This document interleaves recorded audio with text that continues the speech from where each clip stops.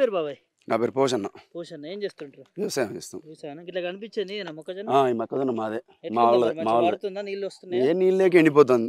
ఎండిపోతుందా? ఎండిపోతుంది నీళ్ళు లేక. ఎందుకే?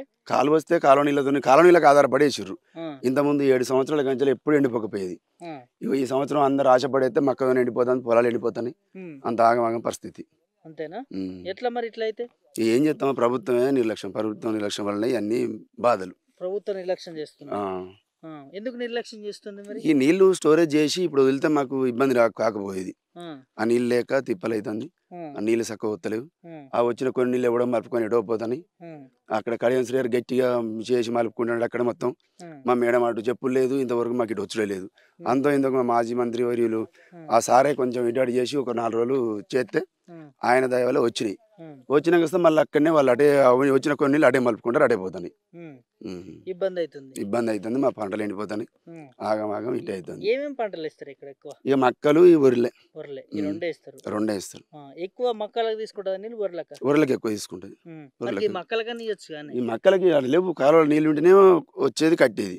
ఆ నీళ్ళు లేక నీళ్ళు వస్తలేవు, ఎండిపోతుంది. అంటే ఇక్కడ రైతుల పరిస్థితి అందరి పరిస్థితులే. ప్రతి ఒక్క పరిస్థితి ఇట్నే ఉంది. ఏమనుకుంటారు మరి రైతులు? ఏం చేస్తాం? ఇక మార్పు అన్నారు, మార్పు కోరిరు, ఈ మార్పు తెచ్చారు. ఎండిపోయే మార్పు వచ్చింది, అన్ని ఎండిపోతాయి. ఎండిపోయే మార్పు వచ్చింది. ఎండిపోయే మార్పు మరి ప్రజాప్రభుత్వం అంటారుగా వీళ్ళు. ఏది ప్రజాప్రభుత్వం అని ఏం చేస్తారు? ఏ హామీ చక్కలేదు, రుణమాఫీ చక్కలేదు. రుణమాఫీ అయితే చక్కలేదు. రుణమాఫీ అందరికి చేసినామంటారు. అందరికీ 1,000 కోట్లు చేసినామంటారు. మాకు 200 చిల్లరనే ఇంకా మా ఊళ్ళే. నాకే కాలే ఇంకా. నీకే కాలేదు. నాకే కాలే. రుణం 2 లక్షల చిల్లర ఉంటుంది. 2 లక్షల చిల్లర. మరి 2 లక్షల పైన కట్టినావా? మీకు కట్టిన వాళ్ళకి అయితే లేదు. మేము ఎందుకు కట్టేం చేయం? మా వాళ్ళు 20 మంది కట్టిర్రు, వాళ్ళకి అయితే లేదు. కట్టిన వాళ్ళకి అయితే లేదు. ఎందుకు మరి? ప్రభుత్వం చెప్పింది కదా 2 లక్షల పై వాళ్ళకి. ఇప్పుడు ప్రభుత్వాన్ని అడగలేదు కదా మేము. బ్యాంకు వాళ్ళని అడిగినాం. నువ్వు చేత 2 లక్షలు చేస్తే మిగతా మేము కట్టుకుంటాం, బ్యాంకు నచ్చితే ఇస్తాడు, లేకపోతే లేదు కదా. ఇప్పుడు ప్రభుత్వం మాఫీ చేస్తామని అన్నది 2 లక్షలు అన్నారు. 2 లక్షల వరకు చేస్తే బ్యాంక్ ఆయన నచ్చితే ఇస్తాడు, లేకపోతే లేదు. ఎట్లా చేసుకుంటాము? మేము కట్టవలసిన పని ఉంది. మరి కట్టిన వాళ్ళకి అయితే లేవా? అట్లయినా కట్టిన వాళ్ళకి అయితే లేవా? కట్టలేదు. ఇక వాళ్ళకి అయితే లేవు. అప్పులు తెచ్చి మేము కట్టుకుంటే ఎందుకు అని వాళ్ళకి అయితే లేవు. రుణమాఫీ అంటే రుణమాఫీ ఆశ అందరూ ఆశపడ్డారు. ఆ సగం సగం చేసిండు, ఉన్న కాడికి మిగతా ఏమనుకుంటారు మరి? ఏంది పరిస్థితి ఇప్పుడు? ఈ పరిస్థితి ఈ ప్రభుత్వం ఇట్లున్నది, ఎండిపోద్దని. ఈ పొలాలు ఎండిపోవడు, మొక్కజొన్నలు ఎండిపోవడు, కాలువల నీళ్ళు లేకపోవడు, ఇటువంటి పరిస్థితి ఇట్లున్నది. పథకాలు రాక. గతంలో ఎట్లా ఉండే మరి కేసీఆర్? మాకు అప్పుడు మంచిగా ఉండే. 7 ఏళ్ళ అప్పుడు నీళ్ళు కాకపోతే ఫుల్ నీళ్ళు.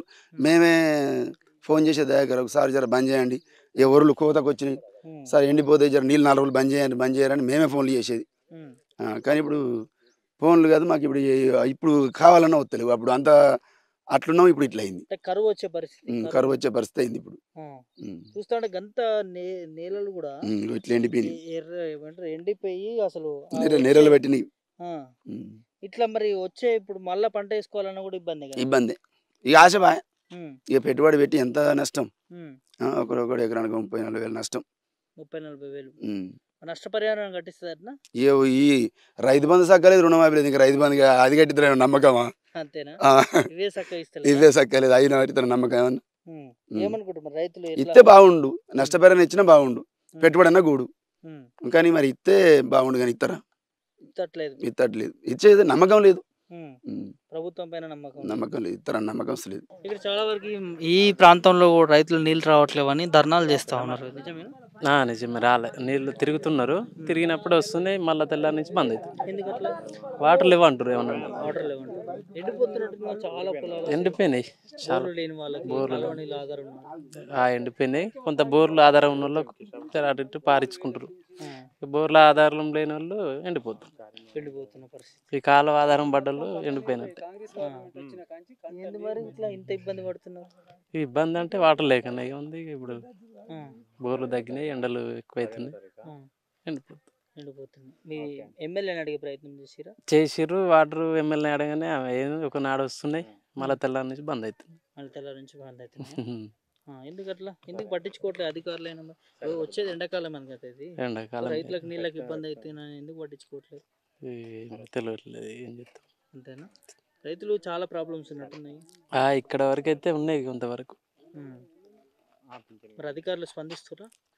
ఇక అధికారులు ఏమేం చేస్తారు, వాటర్లో ఏమంటారు, వాళ్ళు ఏమంటారు, అంతే, చేసేది ఏం లేదు. చేసేది ఏం లేదు.